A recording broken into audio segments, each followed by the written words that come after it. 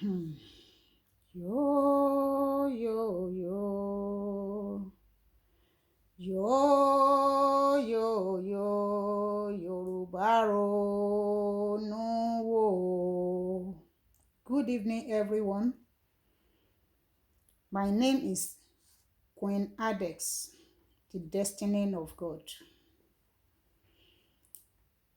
I'm here because of all going around talk. If we said we will not say anything about the issue, it's like we are deceiving ourselves. I just want us, all Yorubas, to think deeply, because all this thing that is happening in movie industry is getting too much. It's getting too much. I don't know how to put it again. Why we Yoruba? Why?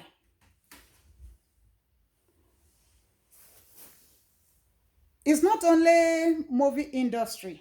It's all over the world where Yoruba is, even in abroad. Ẹ jẹ́ kí n sọ ní èdè tí abínibí. Ẹ jẹ́ kí n sọ ní èdè tiwa. Kó lè yé gbogbo wa yékéyéké. Kí ló dé tá ń ṣe tánàdí ara wa? Kí ló dé tó jẹ́ wípé àwa Yorùbá, àwa la máa ń búra wa. Àwa la máa ń ṣọ̀tẹ̀ ara wa. Kí ló dé tá ò gba ìfẹ́ láyè? Kí ló dé tá ò wá ìfẹ́ rí? Kí ló dé tá sọ ìfẹ́ nù láwùjọ wa? Gbogbo nǹkan wọ̀nyí ti ń ṣẹlẹ̀ ọjọ́ ti pẹ́. Kì í ṣe láàrin àwọn òṣèré tíátà nìkan. Èmi ò fẹ́ sọ̀rọ̀ nípa Liz Anjorin or Tóyìn Àìmákù, because a ní láti put stop to all this thing. Kò dára rárá. Ó kù díẹ̀ káàtó. Especially àwa obìnrin. Kí ló dé? Ṣé bí àwọn òṣèré olóyìnbó wà lórí internet, wọ́n wà lórí social media. Ọjọ́ wo là ń rí fídíò tó ń búra wọn? Ọjọ́ wo là ń rí fídíò tó ń sọ ìtàn bọ́n ṣe délé ayé, bọ́n ṣe bẹ̀rẹ̀, bí bàbá wọn ṣe rí, bí ìyá wọn ṣe rí? Ọjọ́ wo là ń rí gbogbo ẹ̀?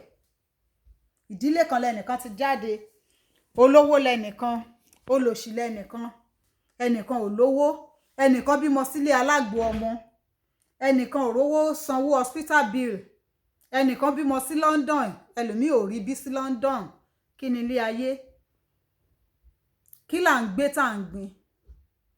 Kí ló wà nínú ayé tá ń mú kòkòkò? Ayé àfọwọ́bà fi sílẹ̀. Inú ayé yìí kò sóhunkóhun tá mú wá, kò dò sóhunkóhun tá fẹ́ mú lọ.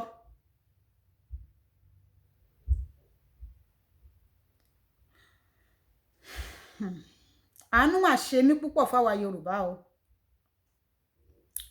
Àánú ṣe mí púpọ̀ fún àwa Yorùbá. Nítorí pé kì í ṣe àwọn onítíátà nìkan ló ń ṣe nǹkan wọ̀nyí. Àwọn tí ò tiẹ̀ ṣe onítíátà pàápàá, wọ́n bẹ̀rẹ̀ sí ní búra wọn lórí internet, lórí social media, lórí Instagram, lórí Facebook, lórí YouTube. Àwọn kan ti ẹ̀wà tó jẹ́ wípé inú wọn máa ń dùn páwọn fẹ́ wo show tí lágbájá ṣe tó fi bú ẹnìkan, tó fi sọ̀tàn ayé ẹnìkan. Inú wọn máa ń dùn sí ọ̀tẹ̀. I just don't know reason why we are like that. We Yorubas. Kí ló dé?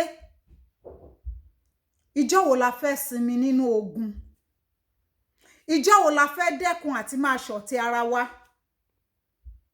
Èmi ò sọ̀rọ̀ nípa àwọn òṣèré nìkan. Mi ò sọ̀rọ̀ nípa Tóyìn Abraham Àìmákù nìkan. Mi ò sọ̀rọ̀ nípa Liz Anjorin nìkan. Kò sẹ́lẹ̀ tí mo mọ̀ nínú àwọn ladies yìí. Mi ò mọ̀ wọ́n. Mi ò rí wọn. Orí fíìmù ni mo ti ń rí wọn. mò ń sọ̀rọ̀ nípa gbogbo àwa obìnrin, àwa Yorùbá. Kí ló dé tá ń ṣe báyìí? Kí ló dé tó jẹ́ wípé ìṣubú ara wa là ń wá? Kí ló dé tó jẹ́ pé bí a ṣe ìtàn tó ti bàjẹ́, ìtàn tó ti lọ, tó ti kú, tó ti rùn, bí ayé tẹ́lòmí ti gbé, ta ni ò ní pass? Ṣé èèyàn kan wà tí ò ní pass ni? Ta ni ò ní pass? Èèyàn kan wà láyé tó jẹ́ pé bó kàn ṣe délé ayé ló dẹ̀ bẹ̀rẹ̀ sí ní lówó, ló dẹ̀ bẹ̀rẹ̀ sí ní kọ́lé, ló dẹ̀ bẹ̀rẹ̀ sí ní dèlú òyìnbó, ló dẹ̀ bẹ̀rẹ̀ sí ní ṣe gbogbo ẹ̀. Ṣé ó possible ni? Ta ni ò ní pass? Ẹ sọ fún mi. Kí ló dé? Ẹ jẹ́ ká sinmi ọ̀tẹ̀. Ẹ jẹ́ ká sinmi ọ̀tẹ̀. Even táwọn elédè míì bá kàn tí ẹ̀ ń ṣe tán bára wọn jà, ẹ ní rí kò common, kò ráńpà lórí social media bí tàwa Yorùbá. Ẹ jẹ́ ká ronú. Ẹ má jẹ́ kẹ́nikẹ́ni tì wá gbọ́gbọ́. Ẹ má jẹ́ káwọn fans kan máa push wa. Ẹ jọ̀ọ́, ẹ jẹ́ ká yí padà. Mo bẹ̀ wá lórúkọ Ọlọ́run. Ojú ń gbà mí tì. Ó yẹ ká máa proud pé mo wá láti ilẹ̀ Yorùbá. Ṣùgbọ́n àwọn nǹkan tá ń rí lórí social media ó ń jẹ́ kí ojú máa gbà mí tì. Kí ló dé tá ń ṣe báyìí? Àwọn míì ò kì í ṣe Yorùbá bọ̀ tí wọ́n gbọ́ Yorùbá. Wọ́n mọ nǹkan tó ń lọ. Kò sífẹ̀ẹ́ ní orílẹ̀-èdè Nàìjíríà. The truth is bitter. A ò nífẹ̀ẹ́ ara wa. Even àwa tá wà láàbroad pàápàá, a ò nífẹ̀ẹ́ ara wa.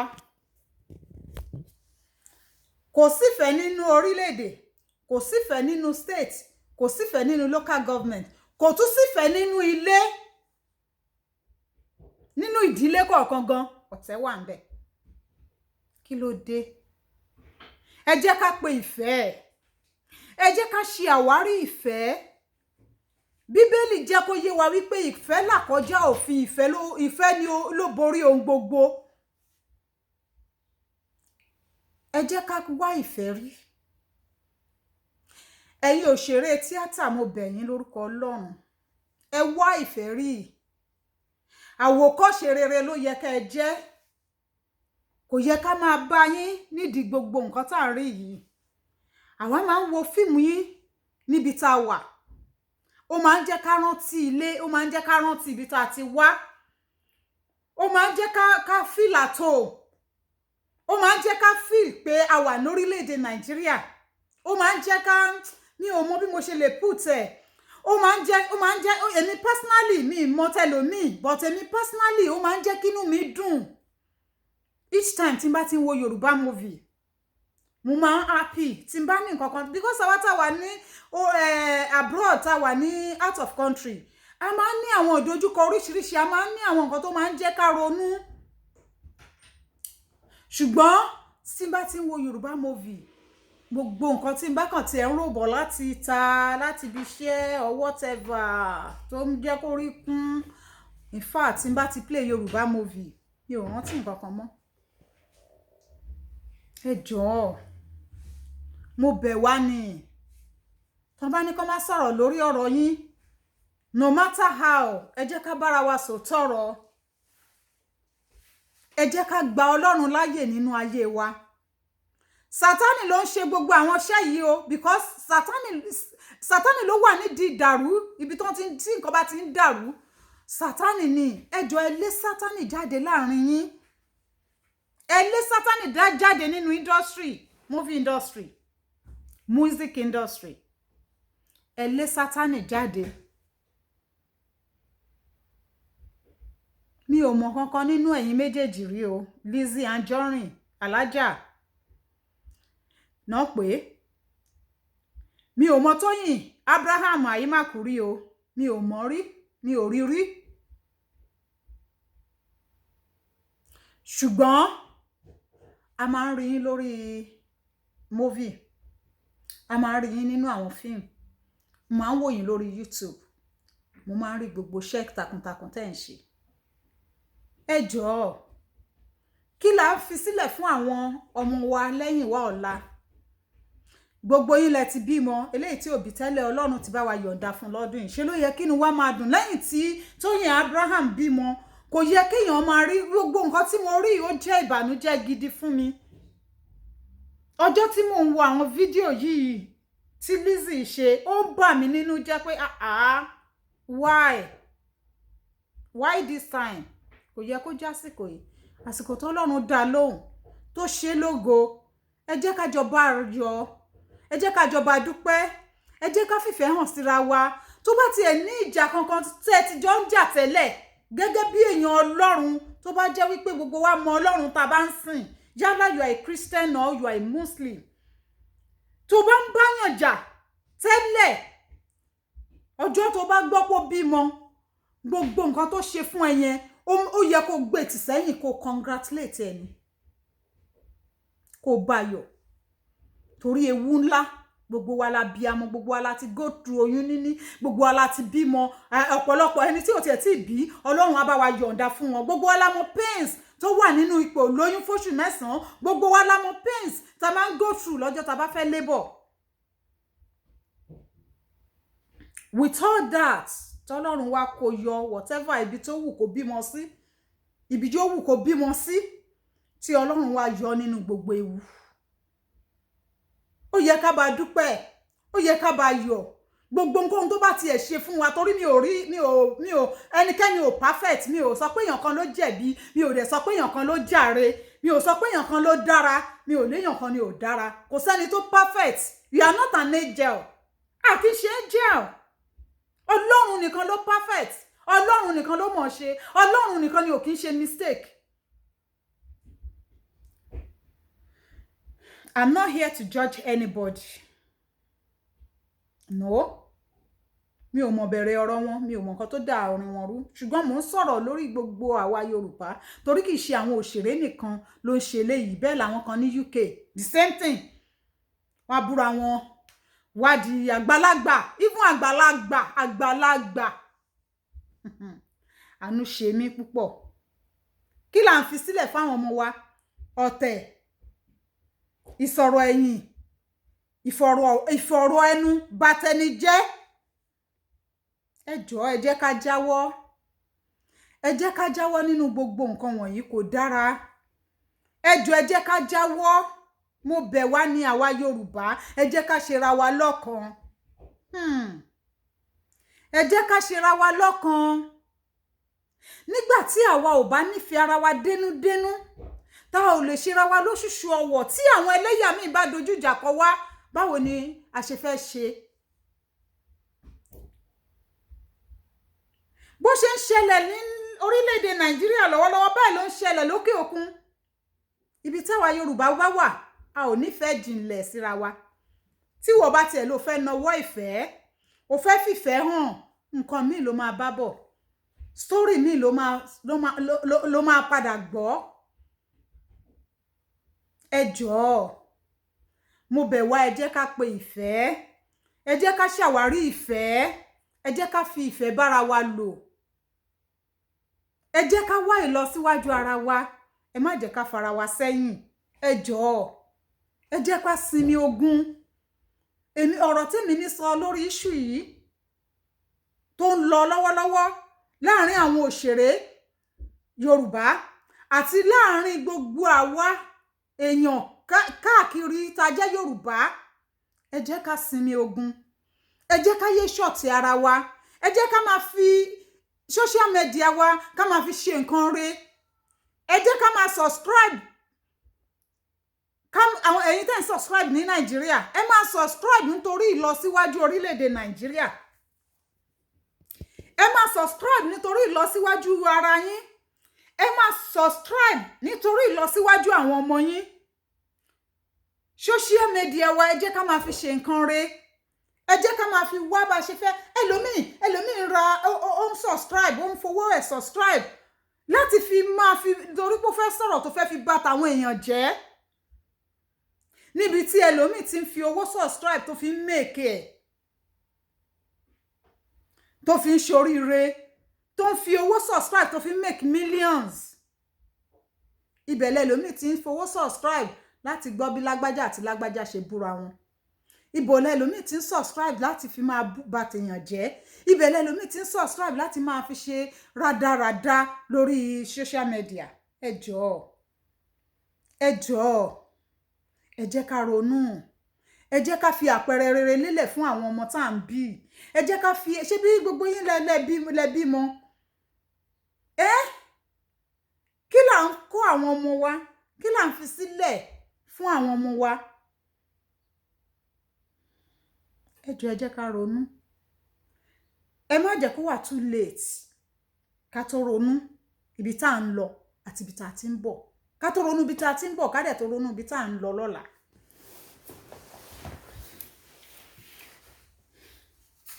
Ẹ jọ̀wọ́, mo bẹ̀ wá ní o.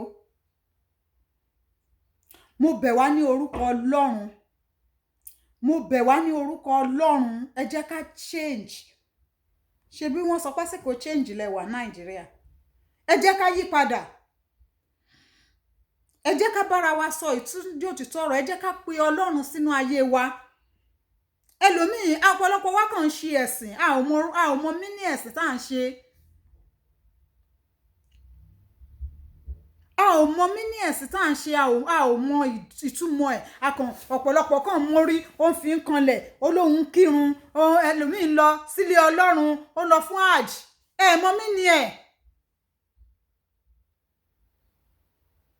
Ẹ mọ̀ túmọ̀ ẹ̀. Ẹlòmíì lọ church. Ó ń lọ church. Gbogbo service, gbogbo program, every week, every Sunday, during the week. Kò mọ nǹkan tó ń ṣe. Kò mọ irú Ọlọ́run tó ń sìn. Ọlọ́run ò kí ń gbé níbi rúdurùdu. Ọlọ́run ò fẹ́ ọ̀tẹ̀. Ọlọ́run ò fẹ́ ọ̀tẹ̀. Ọlọ́run ò ń gbé níbi tí kò sí fẹ́. Ẹ jẹ́ ká pe ìfẹ́ wọlé. Ẹ jẹ́ ká nífẹ̀ẹ́ ara wa dénúdénú. Kọ́kọ́ kó nífẹ̀ẹ́ aya dénúdénú. Káya kó nífẹ̀ẹ́ ọkọ dénúdénú. Kí òyà kó nífẹ̀ẹ́ àwọn ọmọ ẹ̀ dénúdénú. Kí bàbá kó nífẹ̀ẹ́ àwọn ọmọ ẹ̀ dénúdénú. Nígbà tí a bá kọ́kọ́ gbin ìfẹ́ nínú ilé, ìgbà náà la máa lè gbin ìfẹ́ níta. Tá ò bá gbin ìfẹ́ nínú ilé, nínú ìdílé, nínú ẹbí, láàrin ara wa, báwo la ṣe fẹ́ gbìn níta? Àìsífẹ́ láti orílẹ̀-èdè tá a ti wá láàrin ẹ̀yà Yorùbá, òun náà ló ń affect àwa tá a wà out of country. Ìfẹ́ tá a ti sọnù. Ẹ jọ̀ọ́, sáwọn bàbá wa bá ti sọnù lọ́jọ́ tó ti pẹ́, ẹ jẹ́ ká wá ti sìn ká wá rí. Ẹ jẹ́ ká ṣe àwárí ìfẹ́. Ẹ jẹ́ ká ṣe àwárí ìfẹ́. Ẹ jọ̀ọ́ torí Ọlọ́run. I beg you in the name of Jesus. Mo bẹ̀ wá ní lórúkọ Ọlọ́run. Ẹ jẹ́ ká wá ìfẹ́ rí. Ẹ jẹ́ ká nífẹ̀ẹ́ ara wa dénúdénú. Ẹ má jẹ́ ká ṣe ọ̀tẹ̀ ara wa mọ́. Ẹ má jẹ́ ká wá ìṣubú ara wa mọ́. Ẹ jọ̀ọ́. Mo bẹ̀ yín ni. Gbogbo ẹni tí ọ̀rọ̀ pátápátá ní ọ̀rọ̀. Ẹni tó bá tabà kó má fi ṣèbínú. Mi ò bínú ẹnikẹ́ni, mi ò mọ ẹnikẹ́ni. Mò ń sọ ti tèmi. Àwa tá wà abroad, àwọn ti UK especially, àwọn ti Dublin. Ó pọ̀ jù fún wa o. Ẹ jọ̀ọ́ ẹ sinmi ogun. Ẹ má jẹ́ aṣọ̀tẹ̀ mọ́. Ọ̀tẹ̀ ò dá nǹkan kan. Ọ̀tẹ̀ ò gbé wa débi kankan. Ọ̀tẹ̀ máa ń tẹ ni mọ́lẹ̀ ni. Ẹ jẹ́ ká fẹ́ràn ara wa dénúdénú. Ẹ jẹ́ ká pe ìfẹ́ wá. Ẹ jẹ́ ká fìfẹ́ ṣohun gbogbo. Lótìtọ́, o lè máa lo ìfẹ́ kó máa lonú kan sáwọn èèyàn, kó máa fi ìfẹ́ kó máa fi bá gbogbo èèyàn lò, kí wọ́n tẹ̀kẹ́ fù kí wọ́n kàn hùwà kó máa wò pé ṣé ìwọ náà ṣé o gọ̀ ni tó fi ń ṣe gbogbo eléyìí. Má rò pé o gọ̀. Bólúwa ṣe fẹ́ nìyẹn. Ọlọ́run fẹ́ràn ìfẹ́. O ò gọ̀ rárá o. Bólúwa ṣe fẹ́ ni. Ọlọ́run fẹ́ràn pé ká fẹ́ràn ara wa. Ọlọ́run dẹ̀ fẹ́ràn ká máa ṣàánú. Kò sẹ́ni tí kò lọ́rẹ̀ẹ́, kò dẹ̀ sẹ́ni tí kò lọ́tà. kò sẹ́ni tí kò láwọn tó máa kò sí bó ṣe lè ṣe kò sí bó ṣe lè ṣe kò sí bó ṣe lè ṣe dáadáa tó ní ráwọn tó máa bínú ẹ kò dẹ̀ sí bó ṣe lè burúburú tó ní rẹ́ni tó fẹ́ràn ẹ ṣùgbọ́n síbẹ̀síbẹ̀ ẹ jẹ́ ká pe ìfẹ́ wá kò ń ṣe pé àwọn elédè míì náà kò ń ṣe pé àwọn náà ò ní tiwọn kùdìẹ̀kudiẹ kò ń ṣe pé àwọn náà ò ní àwọn but tí wàá Yorùbá yìí ti ń pọ̀ jù nílé lẹ́yìn odi ó ti ń pọ̀ jù ẹ jọ̀ọ́ ẹ jẹ́ ká yí padà I beg you all please think deeply